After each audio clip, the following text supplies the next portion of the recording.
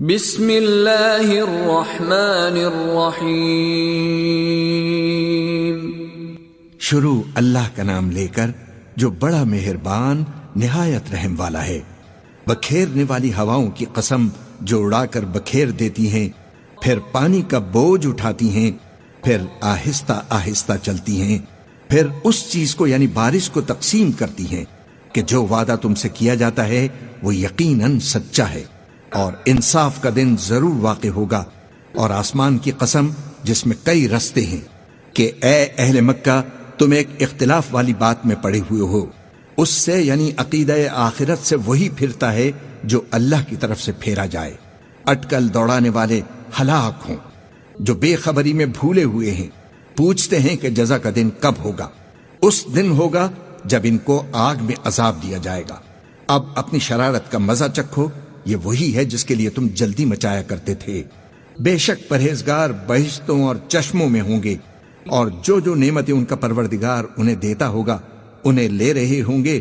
بے شک وہ اس سے پہلے نیکیاں کرتے تھے، رات کے تھوڑے سے حصے میں سوتے تھے اور اوقات سحر میں بخشش مانگا کرتے تھے، اور ان کے مال میں مانگنے والوں اور نہ مانگنے والوں دونوں کا حق ہوتا ہے۔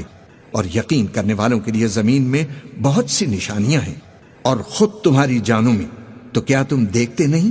اور تمہارا رزق اور جس چیز کا تم سے وعدہ کیا جاتا ہے آسمان میں ہے، تو آسمان اور زمین کے مالک کی قسم یہ اسی طرح قابل یقین ہے جس طرح تم بات کرتے ہو۔ اے نبی، کیا تمہارے پاس ابراہیم کے معزز مہمانوں کی خبر پہنچی ہے؟ جب وہ ان کے پاس آئے تو سلام کہا، انہوں نے بھی جواب میں سلام کہا۔ دیکھا تو ایسے لوگ تھے کہ نہ جان نہ پہچان۔ پھر وہ اپنے گھر جا کر ایک بھنا ہوا موٹا بچڑا لائے اور کھانے کے لیے ان کے آگے رکھ دیا۔ کہنے لگے کہ آپ تناول کیوں نہیں فرماتے؟ اور ان سے خوف محسوس کیا۔ انہوں نے کہا کہ خوف نہ کیجیے، اور ان کو ایک دانش مند لڑکے کی بشارت سنائی۔ تو ابراہیم کی بیوی چلاتی آئیں اور اپنا منہ پیٹ کر کہنے لگی کہ ایک تو میں بڑھیا، اوپر سے بانجھ۔ انہوں نے کہا تمہارے پروردگار نے یوں ہی فرمایا ہے، وہ بے شک صاحب حکمت ہے، خبردار ہے۔ ابراہیم نے کہا کہ فرشتوں، اب تمہارا اصل کام کیا ہے؟ انہوں نے کہا کہ ہم گناہگاروں کی طرف بھیجے گئے ہیں تاکہ ان پر گارے کی پتھریاں برسائیں، جن پر حد سے بڑھ جانے والوں کے لیے تمہارے پروردگار کے ہاں سے نشان کر دیے گئے ہیں۔ پس وہاں جتنے مومن تھے ان کو ہم نے نکال لیا۔ پھر اس بستی میں ہم نے ایک گھر کے سوا مسلمانوں کا کوئی گھر نہ پایا، اور جو لوگ عذاب علیم سے ڈرتے ہیں ان کے لیے ہم نے وہاں نشانی چھوڑ دی۔ اور موسیٰ کے حال میں بھی نشانی ہے، جب ہم نے ان کو فرعون کی طرف کھلا ہوا معجزہ دے کر بھیجا تو اس نے اپنی قوت کے گھمنڈ پر منہ موڑ لیا اور کہنے لگا یہ تو جادوگر ہے یا دیوانہ۔ تو ہم نے اس کو اور اس کے لشکروں کو پکڑ لیا اور ان کو سمندر میں پھینک دیا، اور وہ کام ہی قابل ملامت کرتا تھا۔ اور عاد کی قوم کے حال میں بھی نشانی ہے، جب ہم نے ان پر نامبارک ہوا چلائی، وہ جس چیز پر چلتی اس کو ریزہ ریزہ کیے بغیر نہ چھوڑتی۔ اور قوم سمود کے حال میں بھی نشانی ہے، جب ان سے کہا گیا کہ ایک وقت تک فائدہ اٹھا لو، پس انہوں نے اپنے پروردگار کے حکم سے سرکشی کی، سو ان کو کڑک نے آ پکڑا اور وہ دیکھ رہے تھے۔ پھر وہ نہ تو برابر کھڑے رہنے کی طاقت رکھتے تھے اور نہ مقابلہ کر سکتے تھے۔ اور اس سے پہلے ہم نوح کی قوم کو ہلاک کر چکے تھے، بے شک وہ نافرمان لوگ تھے۔ اور آسمان کو ہم ہی نے اپنی قدرت سے بنایا، اور ہم کو ہر طرح کی قدرت ہے۔ اور زمین کو ہم ہی نے بچھایا، تو دیکھو ہم کیا خوب بچھانے والے ہیں۔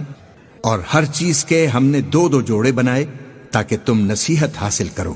تو تم لوگ اللہ کی طرف دوڑ چلو، میں اس کی طرف سے تم کو صاف صاف خبردار کرنے والا ہوں۔